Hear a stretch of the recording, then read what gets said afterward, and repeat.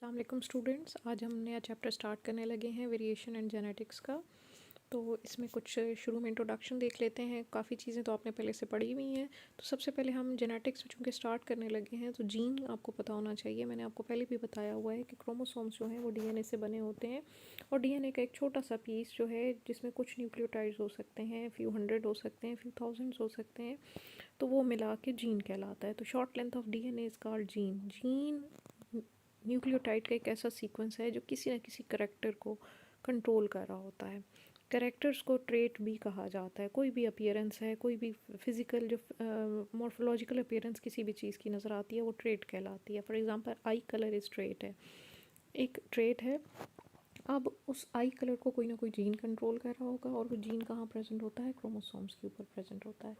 तो basic unit of inheritance is called gene, या फिर आपको मैंने पहले बताया था कि short length of DNA is called gene, which contains some sequence of nucleotides which determine a particular trait. इसी तरह से ये हेयर कलर का जीन भी किसी न किसी क्रोमोसोम के ऊपर मौजूद होगा, तो वो भी एक शॉर्ट लेंथ ऑफ डीएनए है जो किसी क्रोमोसोम पे मौजूद होगा। अब जीन जहाँ मौजूद होता है क्रोमोसोम के ऊपर, जो उसकी पोजीशन है उसको लोकस कहा जाता है। Position of a gene on a chromosome is called locus, और प्लूरल इसका, अब यहाँ पे आपको दो लोकस नज़र आ रहे हैं तो प्लूरल के लिए लोसाई का वर्ड इस्तेमाल किया जाता है।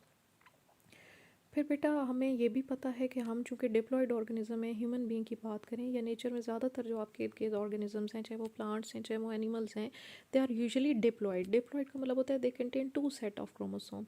जैसे हमारे पास 23 पेयर ऑफ क्रोमोसोम, हमारे हर बॉडी सेल के अंदर 46 क्रोमोसोम है, लेकिन 23 पेयर्स की फॉर्म में, जोड़ियों की शक्ल में है।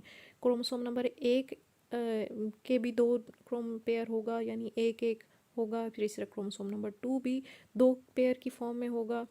इसी तरह 3 और 23 तक जाएंगे तो सारे क्रोमोसोम्स जो हैं वो जोड़ियों की शक्ल। जैसे आपके पास शूज़ हैं तो हर शूज़ के दो उसके मेंबर होते हैं, एक पेयर के अंदर दो पीस होते हैं। तो इसी तरह आपके पास अगर 23 क्रोमोसोम्स हैं तो 23 पेयर्स हैं, ठीक है। और ये पेयर कहलाते हैं होमोलोगस पेयर।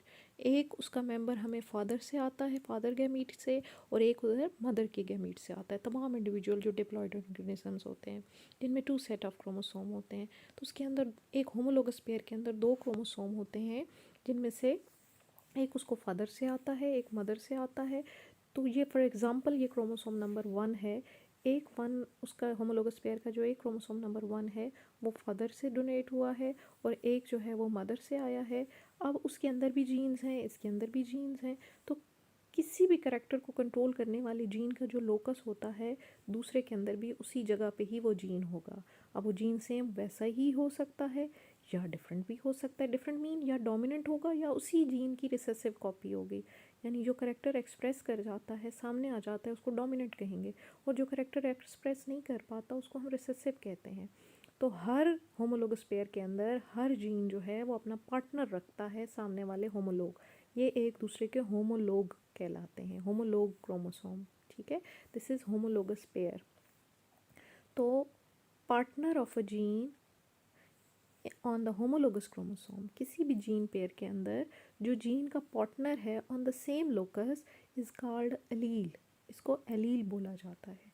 तो ये टी और स्मॉल टी आपस में एलील हैं, सिमिलर नहीं है, ठीक है। ये हेट्रोजाइगस कहलाएंगे।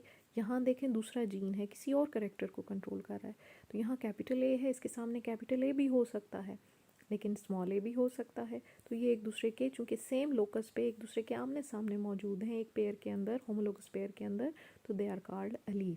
अब टी ए का अलील नहीं है या टी इस ए का अलील नहीं है, क्योंकि इनकी पोजीशंस डिफरेंट हैं।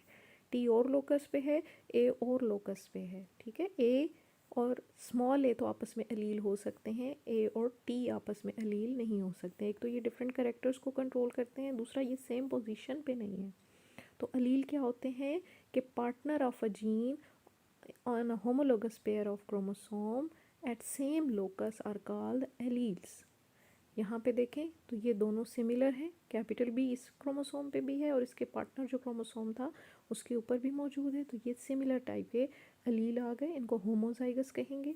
जो डिफरेंट होते हैं उनको हेट्रोजाइगस बोला जाता है। यहाँ पे देखें ये दोनों कैपिटल बी हैं, तो ये होमोजाइगस डोमिनेंट कहलाएंगे। ये कैपिटल सी स्मॉल सी है तो ये हेट्रोजाइगस कहलाएंगे, इसके लिए डोमिनेंट रिसेसिव का वर्ड यूज़ नहीं करेंगे। फिर यहाँ पे दो जीन्स हैं जो दोनों स्मॉल हैं, स्मॉल डी, तो ये होमोजाइगस रिसेसिव, यानी ये कैरेक्टर रिसेसिव होता है, ये इससे मास्क हो जाता है। ये हम आगे पढ़ेंगे कि रिसेसिव और डोमिनेंट क्या होते हैं। तो अलील की डेफिनेशन याद करनी है आपने। नेक्स्ट आ जाएँ तो कुछ डेफिनेशंस और देख लेते हैं। यहाँ हम देखेंगे फिनोटाइप एंड जीनोटाइप क्या चीज़ है। फिनोटाइप बेटा किसी भी कैरेक्टर की, किसी भी ट्रेट की अपीयरेंस को कहते हैं, ठीक है। कोई भी, जैसे मेरा स्किन का कलर क्या है, मेरी आई का कलर क्या है, मेरे हेयर कलर क्या है, मेरी हाइट क्या है, ये सारी वो कैरेक्टर्स हैं जो फिज़िकली नज़र आ रहे हैं, जो कोई भी बंदा देख सकता है। तो फिनोटाइप कहलाते हैं अपीयरेंस ऑफ अ ट्रेट, किसी भी खसूसियत की, किसी भी ट्रेट की, किसी भी कैरेक्टर की जो अपीयरेंस है। फॉर एग्जांपल यहाँ आपको रेड फ्लावर नज़र आ रहा है तो रेड कलर या रेड फ्लावर इज़ फिनोटाइप। फिर यहाँ आपको वाइट फ्लावर नज़र आ रहा है तो वाइट फ्लावर इज़ फिनोटाइप। अब इस फिनोटाइप को बनाने वाले पीछे जीन्स हैं और अलील पेयर की फॉर्म में है। तो red colour due to presence of two gene capital R and capital R. तो ये जो जेनेटिक मेकअप होता है किसी भी ट्रेट का, यानी रेड कलर क्यों आता है, क्योंकि उसके पास दो आर थे, कैपिटल आर थे, तो इसलिए उसका कलर रेड हो गया। इसी तरह वाइट फ्लावर क्यों आया, क्योंकि वाइट कलर फिनोटाइप थी, वो क्यों आई, क्योंकि उसके पास दो जीन्स थे, स्मॉल आर और स्मॉल आर, ठीक है। तो ये जेनेटिक मेकअप है। Genetic makeup for a particular trait, किसी भी ट्रेट का के अंदर कौन से जीन्स उस ट्रेट के लिए होंगे वो उसकी जीनोटाइप कहलाएगी, ठीक है। जेनेटिक कॉम्प्लीमेंट या जेनेटिक कंपोनेंट्स या genes for a particular trait is called genotype.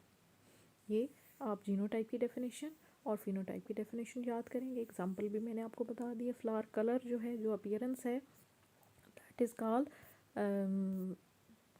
Phenotype, और उसके अंदर जो एलील्स मौजूद हैं वो उसकी जीनोटाइप बनाते हैं। नेक्स्ट आ जाए बेटा, आपके पास एक पॉपुलेशन है। अब पॉपुलेशन आपने पढ़ी हुई है कि group of similar organism living in the same place at same time.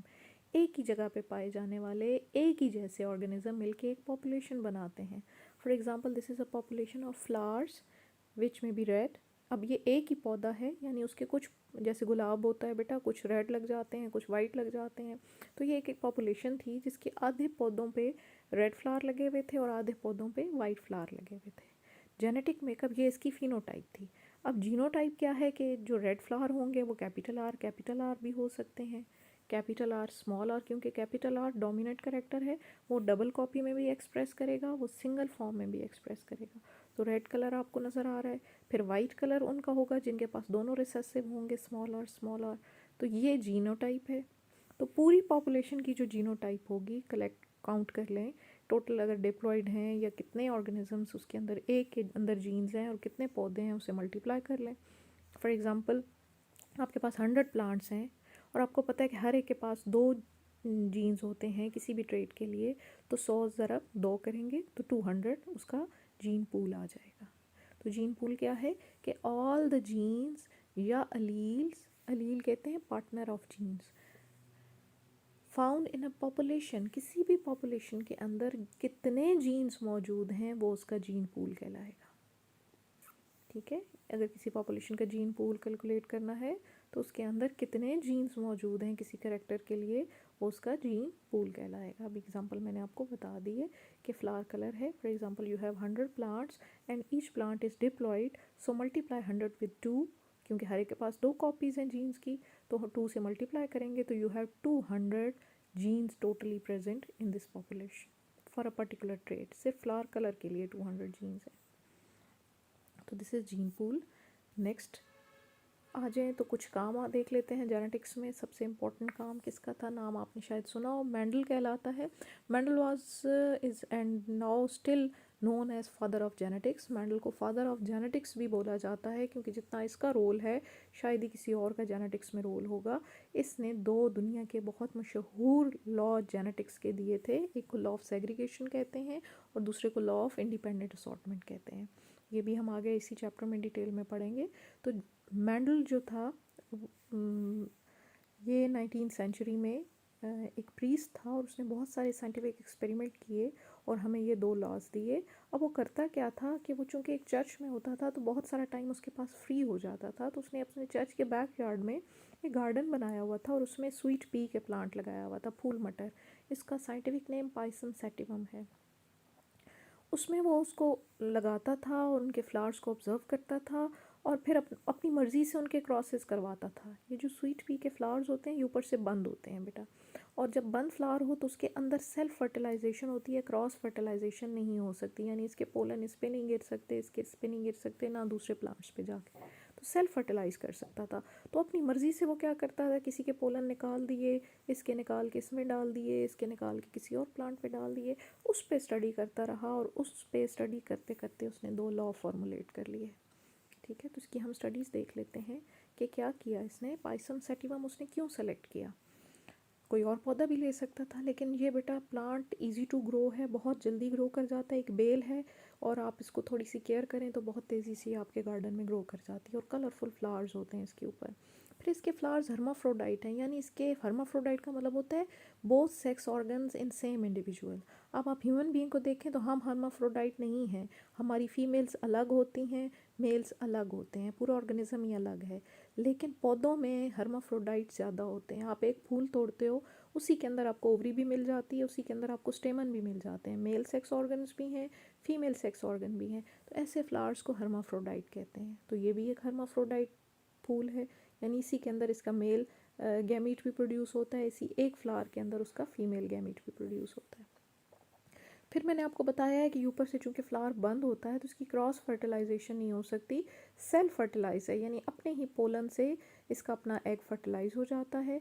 लेकिन क्रॉस फर्टिलाइज आप करवा सकते हैं कि आप इसके पोलन काट लें गिरने से पहले और दूसरे के पोलन निकाल के इसके ऊपर डाल दें, तो हम आर्टिफिशियल इसका क्रॉस फर्टिलाइजेशन करवा सकते हैं।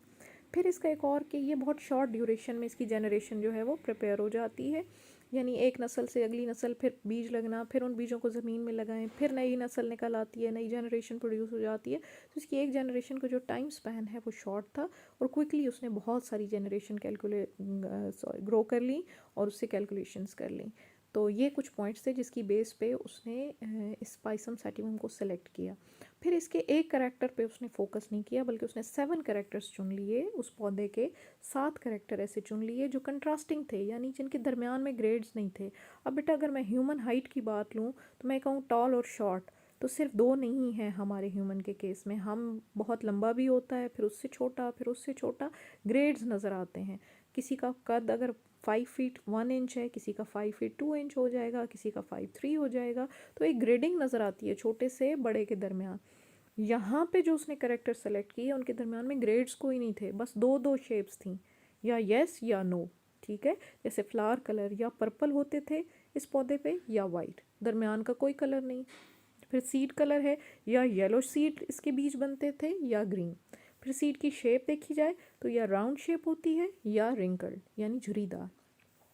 पॉड इसकी फली का रंग देख लें तो या ग्रीन होता है या येलो, कोई दरमियान का कलर नहीं। फिर इस पॉड की शेप, फली का शेप कैसी होती है, राउंड होती है या फिर कॉन्स्ट्रिक्टेड पिचकी हुई हो सकती है। मटर की फलियां घर में आती हैं ना, एक में दाने भरे होते हैं और एक ज़रा पिचकी हुई होती है, तो ये उसी तरह की है। फिर फ्लावर की पोजीशन के फ्लावर कहाँ लगा होगा पौधे पे, तो लीव्स के दरमियान में लगा होता है या लीव्स के ऊपर लगा होता है टिप पे। तो 7वां करेक्टर जो उसने सेलेक्ट किया था वो प्लांट हाइट का किया था कि पौधा या लंबा होगा या छोटा होगा, इंटरमीडिएट स्टेजेस इसकी कोई नहीं होती, या तो टॉल होते हैं या शॉर्ट। तो ये 7 करेक्टर्स उसने चुने थे और इस पे उसने अपने एक्सपेरिमेंट्स को मुकम्मल किया था और हमें 2 लॉस दिए थे। तो this is all about today's lecture. Next इंशाल्लाह हम इसके लॉस को स्टडी करेंगे। अल्लाह हाफिज़।